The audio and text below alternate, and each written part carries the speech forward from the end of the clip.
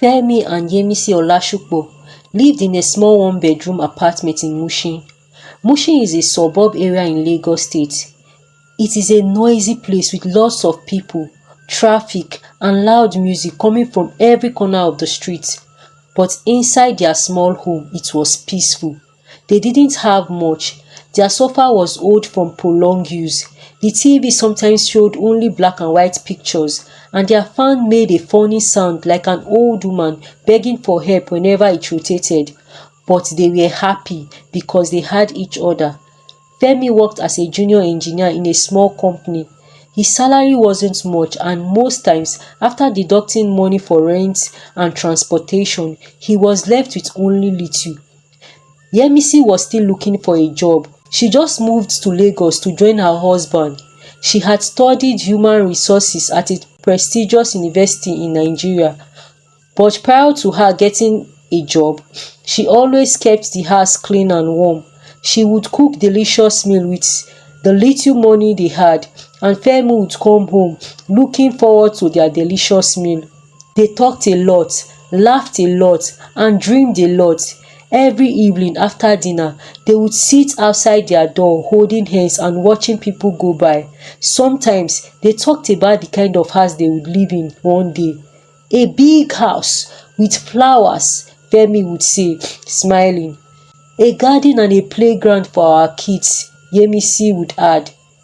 Even when NEPA refused to bring light on some very hot nights and it was very hard to sleep, Yemisi would hold Femi's hand, reassuring him that things would get better. Neighbors called them the lovebirds of Mushin. Everyone knew how much they cared for each other.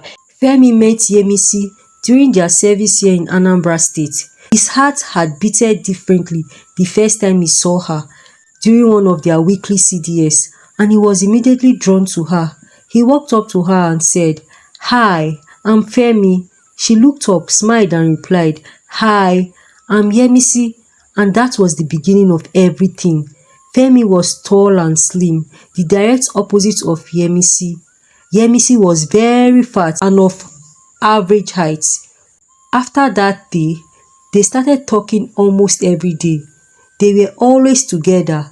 When other corps members noticed their growing friendship, some nosy ones among them couldn't help but laugh at them. "What's that slim guy doing with that fat girl?" some would say. "How can a pansy fall in love with a balloon?" others would say. But Femi didn't care, and Yemisi didn't let their negative comments get to her. He told Yemisi he wanted to marry her one day. Yemisi laughed and said, "Let's finish service first." After NYSC, Femi got a small job, but he didn't wait. He proposed to Yemisi almost immediately with a cheap ring he bought from an aboki stand in the market. Yemisi said a big yes to his proposal, and they had a small wedding with just the both families and a few friends. Before marriage, Femi lived in a one-room face me I face you house in Mushin, where neighbors took turns to do everything from bathing to using the toilet. They even took turns to sweep the compound. The corridor was always wet and people were always shouting. So when they moved into their one-bedroom apartment, it felt like a big upgrade to them, and they saw it as a baby step to the bright future they envisioned. They painted the walls themselves and used old curtains to make the windows look nice. Yemisi made the house feel like home. She kept it simple and clean.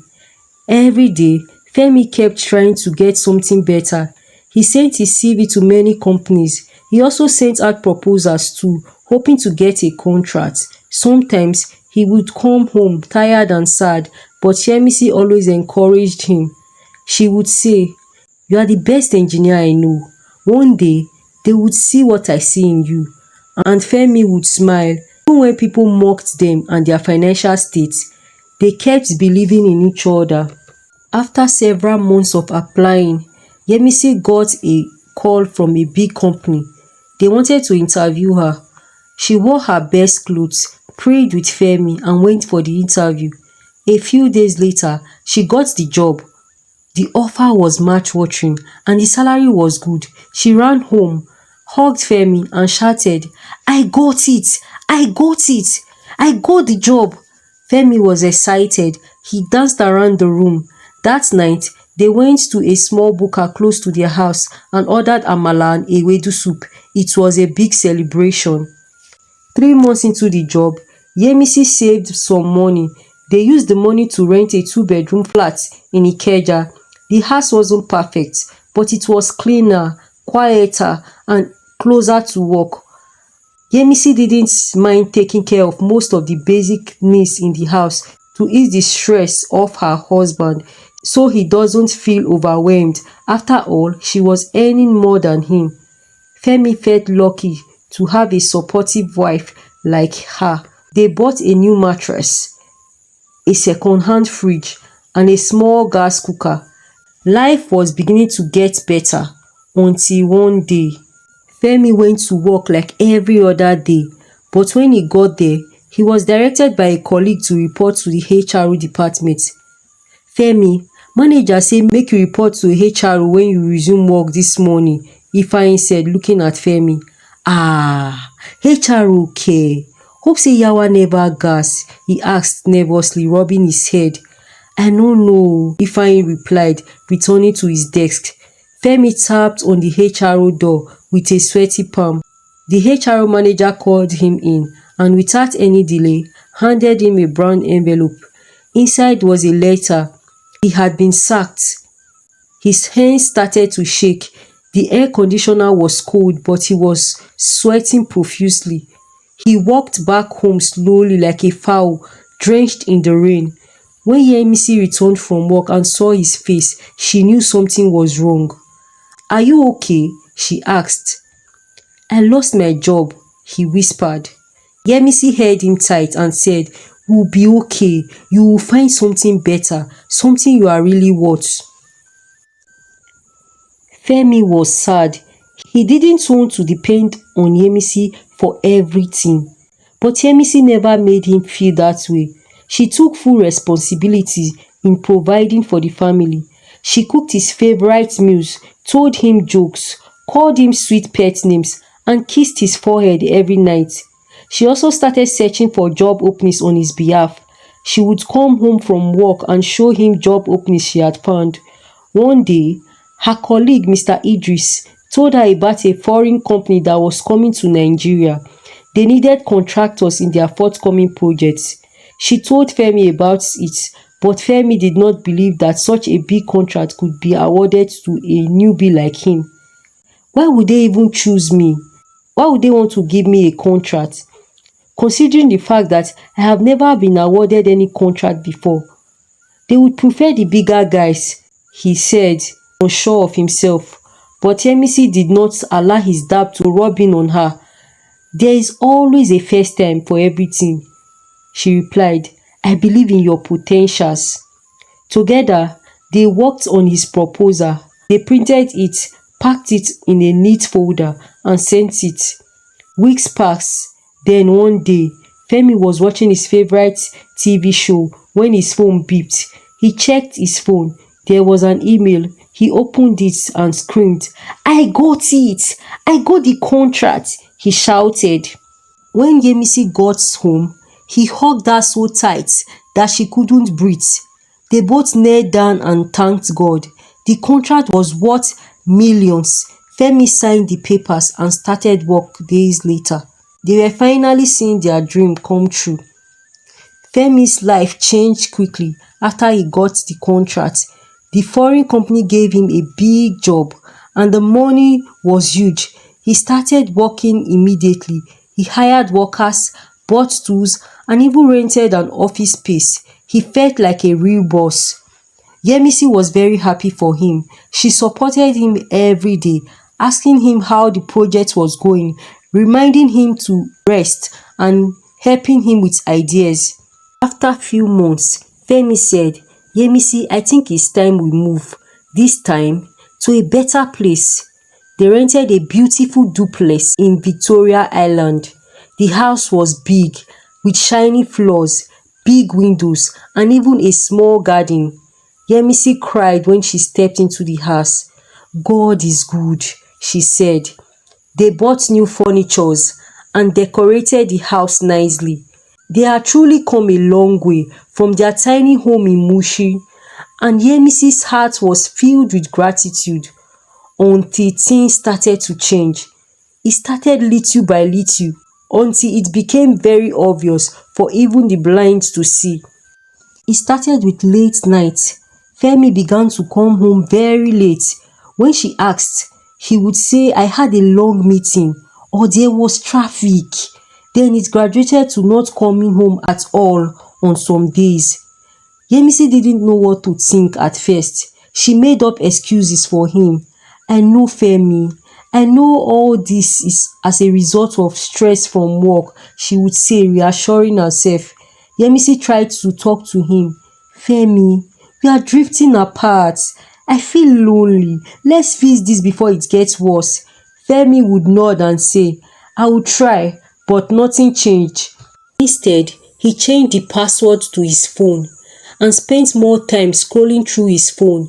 He was always smiling while at it. He became more and more distant from Yemisi. Yemisi felt like a stranger in her own marriage. One fateful morning, Yemisi received the shock of her life. She was on her way to work when she saw something that broke her. She saw Femi holding hands with a slim, pretty lady outside a mall. He was supposed to be in Abuja for a week for a business trip. Her heart pounded in her chest. When she got to the office, she called Femi, pretending not to have seen anything. "Hello, baby." "Hello," Femi said over the phone. "I just called to check up on you. How is Abuja?" she asked. "Abuja is fine. As we speak right now, I am deep into work. Can I call you back later?" he said before ending the call. "Sure," Yemisi said as she buried her head on her office table in tears. Days later, Femi finally arrived from his alleged trip. Yemisi didn't say anything and didn't act the part. She acted normal, but her heart was heavy. One evening, Femi went to the restroom to use the toilet and left his phone on the bed. He forgot to lock his phone as usual. Yemisi sat on the bed uninterested, but when she noticed that his phone wasn't locked, she picked it up immediately and ran to his WhatsApp messages. She saw chats upon chats from a woman he saved as numero uno on his phone. Femi had bought an expensive car for her, rented a duplex for her in Banana Island, which had become his second home lately. Yemisi's eyes was filled with tears as she read some of their chats. She viewed her profile picture to be sure and discovered she was the same lady from the mall. Yemisi's heart started beating fast. She wrote down the lady's phone number and used an app to find out more about her.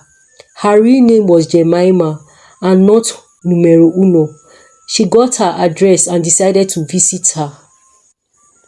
Yemisi stood at the door of Jemima's house, unsure why she was there in the first place. She took a deep breath before ringing the doorbell, and 2 minutes later, a slim, beautiful lady that could pass for a model showed up at the door. "Yes, how can I help you?" she asked. "Good afternoon," Yemisi greeted.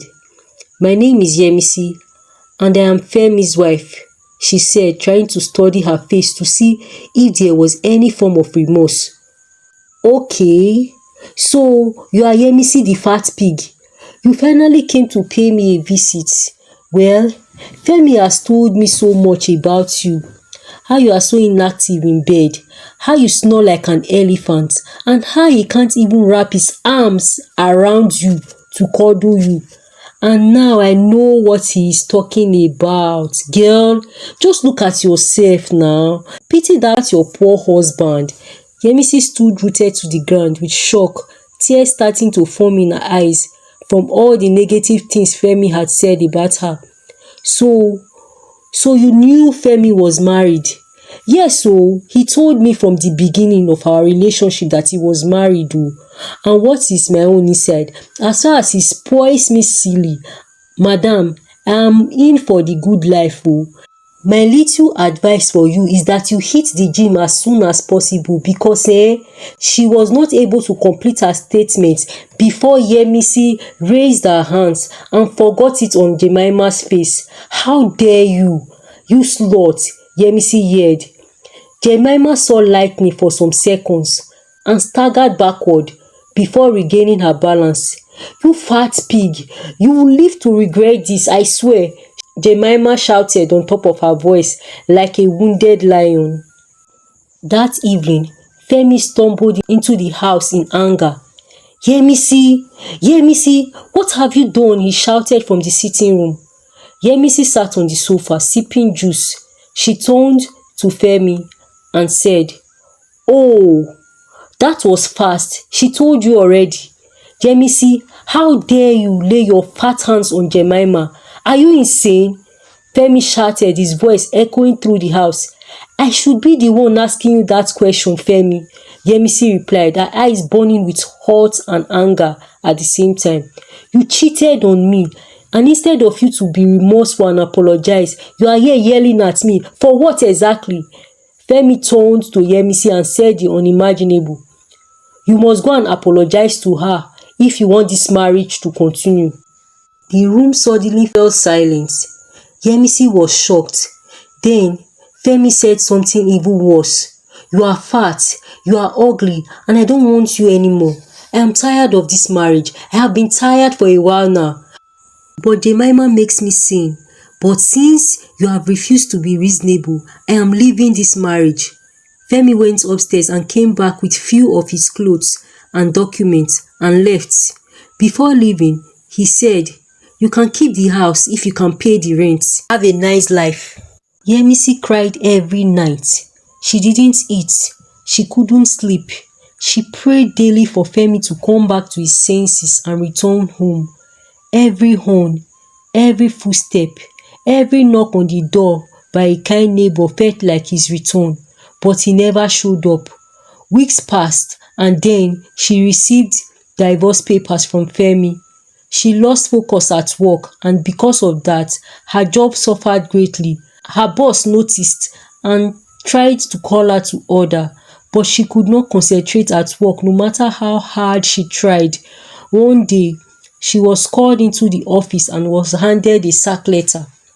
She couldn't pay the rent anymore and had to leave the beautiful house in Victoria Island. She called her friend Ada from way back university days. Ada welcomed her with open arms, cooked for her, comforted her and gave her words of affirmation daily. "You are strong, you are brave, you will rise again." At first, Yemisi didn't believe her, but one morning she woke up, looked in the mirror and said to herself, "I will not let this break me." She started applying for jobs again, changed her hair, bought new clothes and smiled more. She was ready to start over. One day, Yemisi received a call. A big company wanted to interview her for a top executive role. She prayed, prepared well and did her best. A week later, she got the job. The pay was great and the office was in a tall building with glass walls and cool air. Meanwhile, Femi's life was falling apart. The company that gave him the contract found out he had misused money. All his bank accounts were frozen. His cars and house were taken. Femi moved fully to Jemima's house. When Jemima saw that Femi was not capable of sponsoring her life of luxury and comfort anymore, she started to search for her next prey. She went out often and positioned herself strategically. It didn't take long to find herself a replacement. She began to see Femi as a used worn-out toy that needed to be discarded, and without looking back, she broke up with Femi, calling him inadequate and useless. Femi was devastated and called her a gold digger for not sticking by him at his darkest time after sucking him dry when things were rosy with him. Jemima laughed and reminded him that he once told her of how his wife stood by him when he had nothing. But when your hand touch small money, wetin you do? You ran into another woman's bosom with the excuse that she was too fat. Femi, both of us, we are birds of the same feather. So Femi, I beg of you, please pack your things and get out of my house. Femi stood his ground that he was going nowhere. I paid the rent for this place, remember? So I deserve every right to be here. Fine, Jemima snapped. If you won't leave, I will. But don't forget to renew the rent, she said with a smirk, and so she packed her belongings and left. Femi was unable to renew the rent, so he packed the few things he had left in a polythene bag and moved to Makoko, a poor slum in Lagos, where he lived in a tiny room. Hunger and sadness became his closest companion. He applied for jobs, but nobody wanted to hire him.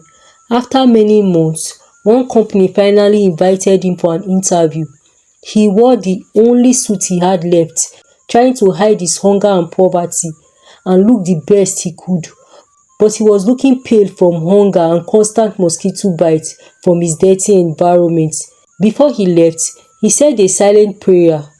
Oh Lord, do not allow my village people to follow me today. Amen. But what he didn't know was that his village people were already waiting for him at the venue of the interview. After the first round, he was told that he did well, but his employment status would be determined by the executive HRO. He was directed to the office. As he entered the office, his eyes darted around the beautiful space. He greeted a good morning politely, and when he looked up, his heart stopped. He started sweating profusely, his heart pounding loudly in his chest. It was Yemisi sitting confidently behind the big table. Femi almost fainted. Good morning, Yemisi responded to his greeting, pretending not to know him. Can I have your CV, or are you just here to stare? Yemisi asked. No, ma, he replied, handing over his CV to her. She looked at him and said, Mr. Olashukpo, right? Your CV is fine, but we will not be taking you. Femi dropped to his knees. Please, Yemisi, I am sorry. I made a mistake. I was foolish. I allowed money to control me. Please, this is the only job I have been invited for an interview in months. Please, don't finish me completely.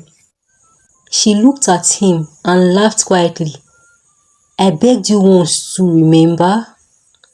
He held her legs, crying. Yemisi became irritated by his touch and called the security on him.